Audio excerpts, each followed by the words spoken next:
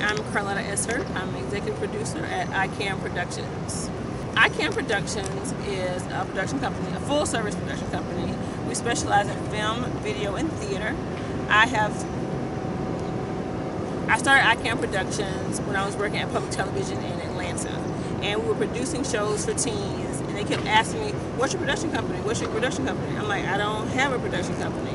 So after a lot of thinking and pontificating and creative browsing, because I wanted a production company that my family could also enjoy. I wanted to create programs that were thought-provoking and consciously driven, but also something that I could show my nieces and my nephews. So I is for Isaiah, K is for Keenan, A is for Armani, and M is for Maya. At the time, that's all I had. Now I have 3 more, so I gotta figure something else out. But IKam Productions is a full-service production company. We specialize in video, film, and also theater.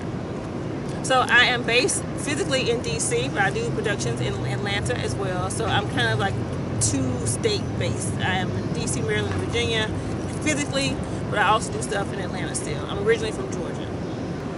IKam Productions currently has contract employees. We don't have a regular staff. IKam Productions, we have 2 staff people. One young lady in Atlanta, she's my dramaturge, and she also reviews scripts and helps us locate projects. And then Brittany Randall is my producing partner out of Connecticut. IKam Productions, we produce films that are thought-provoking and mean something. Our biggest issue is that we want to make sure that what comes across the screen will move people, whether it's laughter, whether it's to think differently. We want films that say something on a larger scale.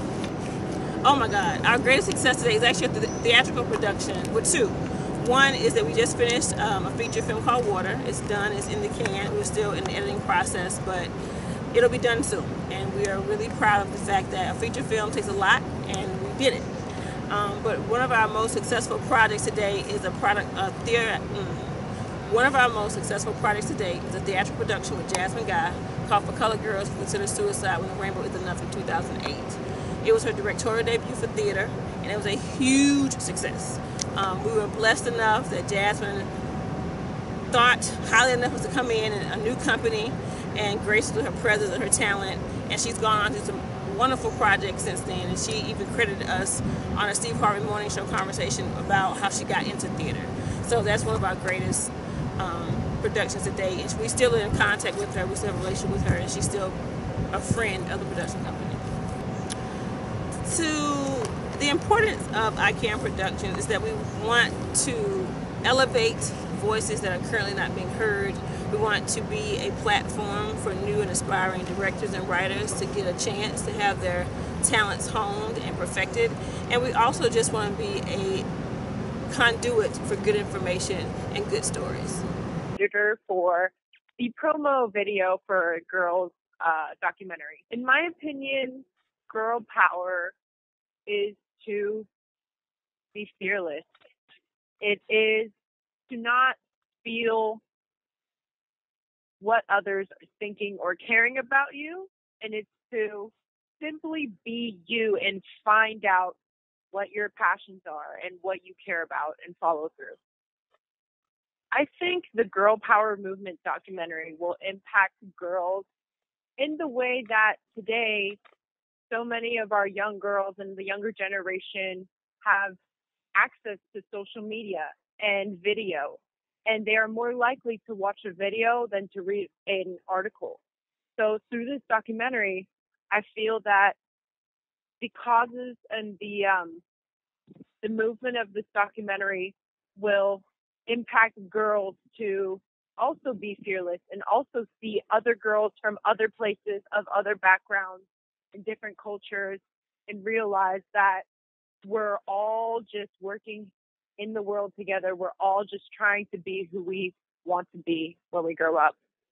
So I think that the way that the Girls Movement documentary is hoping to educate these women or these girls is that it's not all about being the skinniest and the prettiest and the smartest. It's actually about being who you're supposed to be. And yes, that is going to be hard because of all the oversaturation on social media of the skinny, pretty, smart girls. But this movement, this documentary actually focuses on all types of girls, on regular sized girls, on girls getting their education or not getting their education. These are just real people, real girls sharing their real stories. And I think through social media, all girls around the world, when they see this movement, they'll know that it's not about being the best for society, but it's about being the best for themselves.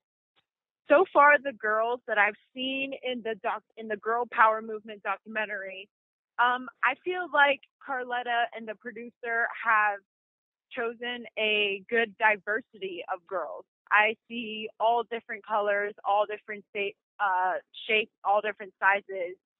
And I think all these different girls, they all come from different stories too. They're all sharing different stories. They all have different meanings of what girl power is. But when I kept looking through all these different interviews, I did notice one similar factor between all these different girls. And that similar factor was that they all knew that they were different from each other.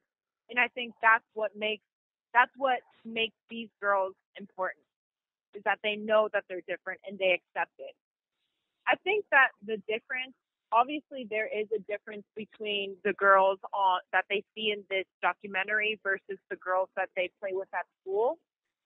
And in some cases, the documentary will show a different point of view to the viewers, because say a girl, her best friend at school tells her to be more of herself.